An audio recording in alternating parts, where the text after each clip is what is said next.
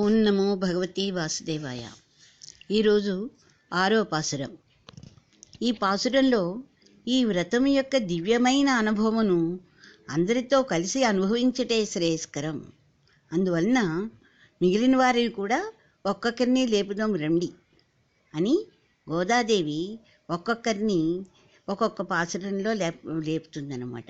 అది కూడా ఎలా లేపుతారు ఆవిడ? భగవాన్ యొక్క విశేషమైనటువంటి క్రియలని గుణాలని ఒక్కొక్క పాసురంలో వర్ణిస్తూ ఒక్కొక్క గోపికని లేపుతున్నారు.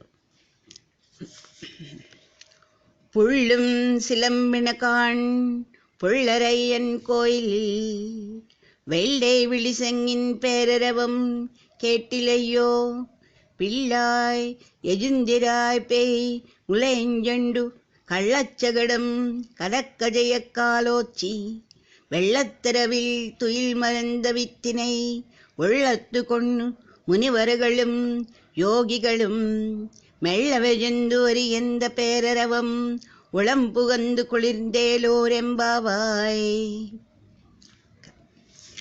ఈ వ్రతం యొక్క దివ్యమైన అనుభవమును అందరితో సమిష్టిగా అనుభవించటే శ్రేయస్కరమైన దౌడచే తక్కిన వారిని అందరూ మేల్కొల్పి వారితో కలిసియే అనుభవంతము అని గోదాదేవి చెప్పుతున్నది.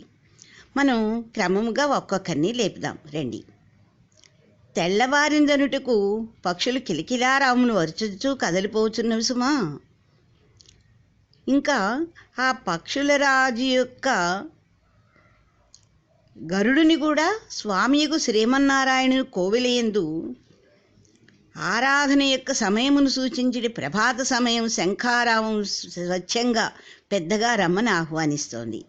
మనకు కూడా చూడండి, గుళ్ళల్లో సుప్రభాతం పొద్దున్నే మొదలు పెడతారు. అది మొదలైందంటే గుడి తెరిచారు, స్వామివారి యొక్క సేవలు మొదలయ్యాయి అని అనిపిస్తుంది మనకి.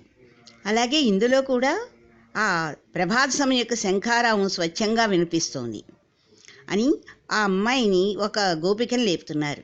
ఏమోయ్ చిన్నపిల్ల అంటే పిల్లాయి అని పాసురంలో అన్నారు చూడండి, దానికి అర్థం చిన్ని పిల్ల అని. వినపడట్లేదా? లేచి రమ్ము. మేము ఎలా లేచి వచ్చామో తెలియనా నీకు?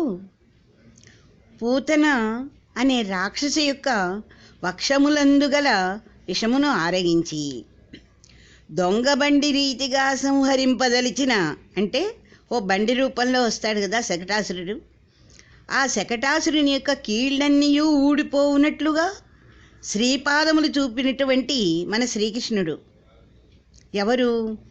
ఆ క్షీరసాగరమందు ఆదిశేషునిపై యోగ నిద్ర నొరనించుచున్న జగత్కారుణుడే అని మన గోశాలలో ఎందున్నటువంటి ముని సమూహములు అంటే మునులు, అక్కడ ఇంకా యోగాభ్యాసం ఆచరించే వాళ్ళు కూడా ఆ శ్రీకృష్ణుని తమ తమ యొక్క మనమునందు ఎలా చూసుకుంటున్నారు? అంతర్యామిగా చూసుకుంటున్నారు. ఆ మనస్సులోని స్వామికి శ్రమనొందని రీతిగా అంటే మెల్లిగానమాట ఎవరికి వాళ్ళు ఏమనుకుంటున్నారు? హరి హరి అని స్తోత్రం చేసుకుంటున్నారు. కానీ ఎవరికి వాళ్ళు చేసుకుంటున్నాం అనుకుంటున్నారు. కానీ వాళ్ళ గొంతులందరినీ కలిసి ఏమవుతోంది? పెద్ద ధ్వనియే ఇచ్చింది. ఆ పెద్ద ధ్వని నిద్రపోతున్న మా మనస్సులందు చల్లగా ప్రవేశించి మమ్మల్ని లేపింది.